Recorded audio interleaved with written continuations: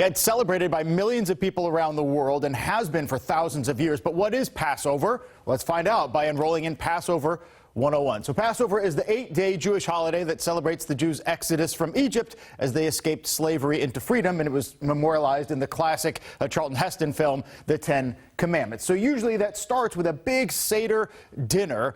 We have family and friends. It can last hours and hours, but this year most of us did it because of social distancing and the coronavirus via Zoom. Maybe you saw the Jason Alexander from Seinfeld. He led a celebrity Seder with Idina Menzel and Andy Cohen and many others on YouTube. So however you do it, there is a Seder plate, and you have a bunch of different foods on the plate that signify different parts of the journey to freedom. This is the one that we used in our house this Passover. You have parsley, for instance, that you dip in salt water, which symbolizes the salt water, the tears that were shed while the Jews were in slavery. You also have some sweet stuff called haroset, which is chopped apples, nuts, and cinnamon with wine and grape juice. Really pretty tasty. And of course, the classic matzah. It's unleavened bread that doesn't rise. It tastes like a cracker, but without the salt. So it's pretty rough. It's okay the first few nights, but not so much by the 6th or 7th, so people tend to get kind of creative, and so you make matzah pancakes like you see here, matzah pizza, yes, even peanut butter and jelly on matzah if you wish. Of course, the classic is matzah ball soup, which you find at a lot of restaurants. But last but not least, okay, great for the food, but why is it called Passover in the first place? Well, this is the story of the 10 plagues that God was punishing the Egyptians for being slave owners. The last plague of the 10 was to kill the firstborn son of every Egyptian family. So Jews got a heads up to mark their doors in a special way so that God would pass over their houses, enabling more of them to escape to freedom. And that's it. You just passed Passover 101. Steve Bunin with you on King 5 News, taking you above the fold, showing these great headlines in local newspapers that you're reading in your communities, like the Mercer Island Reporter. I grew up delivering this paper as a little kid. Well, they got a front page story on Ethan Evans. He's a rising junior at the high school, and he just won a state championship in golf in Spokane, his third state title in the last 5 years. The first one put him in pretty elite company. Hall of Famer Fred Couples is one of the only other freshmen to win the state WIAA title.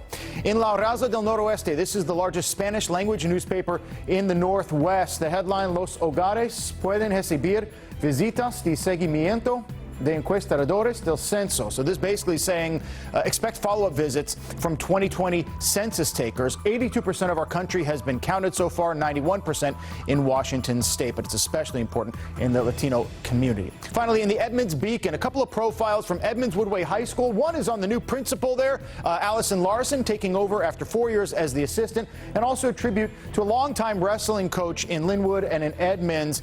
His name is Mike Hanchett. He passed away recently. One of his former wrestlers said he was always there for you. He always told you how proud of you he was. That's the hallmark of a great coach. You can read more about him in the Edmonds Beacon. Well, another big week in politics across our country, and certainly here in our state as well. And we're always happy to talk it over with Chuck Todd, moderator of NBC's Meet the Press and NBC News political director. Chuck, good to have you on board. So it's not a huge shock that Joe Biden chose Kamala Harris, but now that it's official, we saw the fundraising boost to be expected. What do you think happens from here on out? What kind of impact does she have on the ticket? Well, I think we're going to find out with what kind of campaigning she does, but the opportunity is there. Now it's about execution of those speeches on Wednesday and Thursday, Steve. So a couple of weeks ago, we asked you about Pramila Jayapal kind of improving her national profile, and Governor Inslee cruised in the primary here in Washington State a week and a half ago. A lot of people have talked both here and nationally about him being a potential cabinet member, head of the EPA perhaps, if Joe Biden and Kamala Harris win. What do you think is the national perspective on Jay Inslee? If he said that he'll stick around and finish out his third term if he wins, but do you think that there's a chance he wouldn't? You know, here's the way, yes, I do, for the right federal job. I think he would. I believe that lieutenant governor is politically somebody that ought to be the rising star of that state's Democratic Party. It's interesting you mentioned that, because the guy who was the leader of the primary to advance to the election, Denny Heck, the U.S. representative, yes, who is retiring, so 68-year-old white, but nonetheless an experienced politician, certainly on the national stage. Hey, before we let you go, so, you know, we're all going through this 5-6 months into the pandemic. For me, my daughter, her escape room is what she wants to do now, virtual or not. I wonder, in the Chuck Todd household, what's something you guys are doing to pass the time? So I introduced a new game to my kids, and they've taken to it pretty well, cribbage. Really? It's an older card game. It's an old British card game, and that's been an addition. We got tired of the board games, and so cribbage. My son's taken to it a lot. My daughter, trying to get her fired up. So, look, there's only so many binge TV shows you can binge together as a family, but cribbage, I've gotten the whole family into it, and I'm pretty fired up about it. My late grandfather and father would be ecstatic to know that I've passed on some cribbage players. I'll see your cribbage house. and raise you bridge. My mother and my daughter have now been playing, so we got 3 generations of Bunin bridge players as well. So, hey, I know you have a big guest on the show on Good Sunday for you. morning. Look, we're going old school, Steve. That's right, showing our age. 57 for Elton, Port Angeles at 53 degrees, 50 degrees, Forks on the coast. The satellite and the radar combined to show both. Hey, Rebecca, we're having some technical difficulties, but we can still see the forecast, and we can see low 60s on the east side and throughout Seattle up to the high 50s in Linwood and Everett as well. So we're expecting a lot of the same and not too much rain in the near forecast. 62 in Puyallup with Enumclaw, Auburn about the same, low to mid 60s. And the map continues to move now in the southwest part of our state, where you get up to 68 in Vancouver, but obviously colder alongside the shore, 59 in Cannon Beach. And then over the mountains, 63 in Moses Lake. But see how it drops 10 degrees to 53 in Spokane. Still sun all around, and the 7-day forecast that Rebecca is outlooking right now. So sunny for today with a high again of 61, and you can see it start to tick up and approach potentially 70 by Friday before dropping off a little bit into the weekend when the clouds arrive. But we'll continue to work on our technical difficulties and bring you the 7-day forecast with all the accuracy that our meteorologists put into it throughout the afternoon. Coming up, sunny weather is drawing people to boats and boat ramps around the Northwest. But is that allowed when you're supposed to be staying at home? We'll take a look. Thank you so much.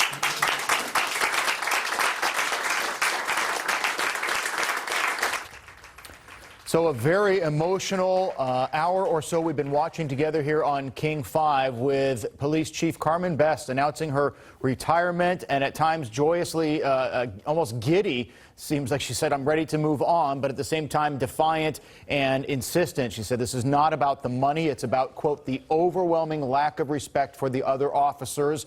Talking about the city council's suggestion to cut the police department's budget, she said, quote, no other department had their salaries cut. I took that personally. We'll have much more team coverage coming up in minutes. We also have some breaking news. NBC News is reporting that Joe Biden has selected a vice presidential running mate and could reveal his decision today. And further breaking news that the Big Ten has now officially postponed its football season to the spring, and the Pac-12 is expected to follow suit as early as today.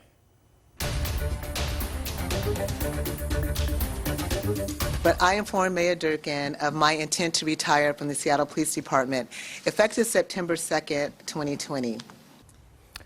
In 3 weeks, Seattle will be moving on to a new police chief. This after weeks of unrest, protests about police brutality, and the city council making decisions and suggestions about the city budget, which Seattle Mayor Jenny Durkin said were illegal and immoral. And at this point, Carmen Best has said enough is enough. I'm Steve Bunin. This is King 5 News at noon. Here are at 12:25 as we've been watching this news conference unfold from City Hall. Our team coverage includes Chris Daniels and Callie Greenberg. Callie, let's begin with you from what we just saw live on King 5.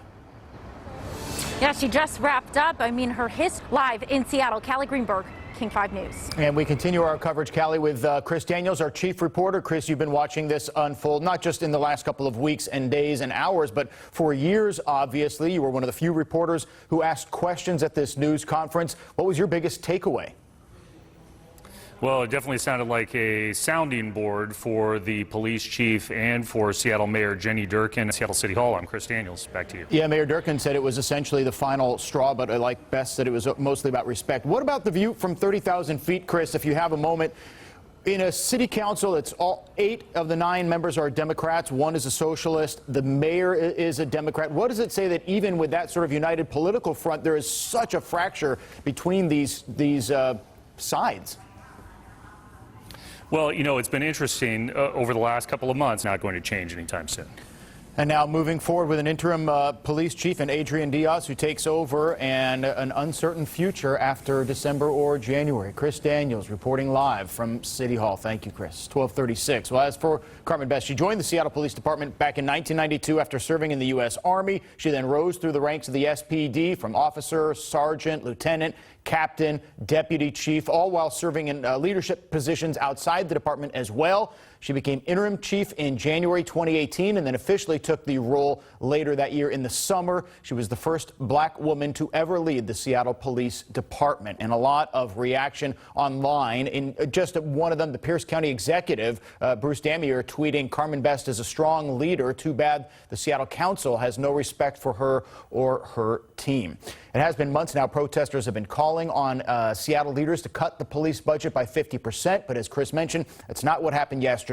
The Seattle City Council did approve a plan to slash about 100 police jobs, including officers who work on homelessness, protect schools, and serve on the SWAT team. Carmen Best mentioned that. She said, "It wasn't about my salary, but all of the people that I worked with." Cuts have been made to training and to recruitment programs. It all adds up to $2.9 million in savings.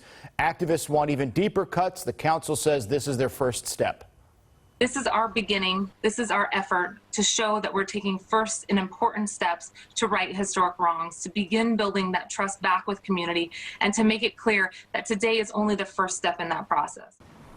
And with this round of cuts approved, it is now on the city to start deciding who to lay off first. Again, Carmen Best mentioning that for her, it wasn't about cutting her salary, but the people around her top command staff, that they were targeted, she felt, and that it was personal, as no other departments seemed to be involved. All right, so we have more breaking news, but first, the Seattle City Council's budget. The man who is advising the city on policy for safety, he says they missed the mark, didn't address true policing reform. Bob Scales says actually a Seattle Times article gives a blueprint how to do it better. It focused on police overtime, which he says could exceed $40 million this year. So the Seattle City Council could, in one fell swoop, cut that $40 million budget, hold the police department to their allotted budget. There would be no layoffs, no salary cuts, no union issues, and it would force SPD to live within their means, and they would be forced to reform. Bob Scales there, and we're going to have more coverage both on TV and online, and you can make your voice heard about all these changes on our King 5 Facebook page. Of course, we ask you to keep it civil. More breaking news. We mentioned it just a little bit ago. The Big Ten university presidents have voted to postpone their fall sports. Obviously, the big one is football to the spring, and that's still an if. The Pac-12 is expected to follow suit as soon, perhaps as today. It could be that multiple conferences do play football. It could be that none of them do. We'll just have to see how it unfolds. International news. Russia President Vladimir Putin claims his country has developed a coronavirus vaccine. He says he's already given it to a high-profile person. We don't know who that is. Kira Alfalin is outside the Kaiser Permanente Washington Health Research Institute in Seattle, where they're still testing a vaccine. The vaccine here in Seattle is King 5 News. The World Health Organization is tracking dozens of coronavirus candidates right now for vaccines across the globe. 7 are in phase 3 of the clinical trials, including here in our country. We have a couple as well. As you can see, 17 are in phase 2, and about 25 of them are in phase 1, where fewer and fewer people are getting the samples. 139 are in preclinical phases, so those are just going to animals, not to humans. Breaking news also, as we mentioned just a bit ago, NBC News is reporting that Joe Biden has selected a running mate to run as his vice presidential candidate, and that an announcement could come later today. There's been much speculation about who it'll be. He has confirmed it will be a woman. A lot of people have been pushing for it to be a woman of color. He has not said yet who that will be, but as soon as that happens, obviously, we'll be breaking in and telling you on TV and online as well. We'll be right back with much more, including your forecast coming up here on King 5 News at noon.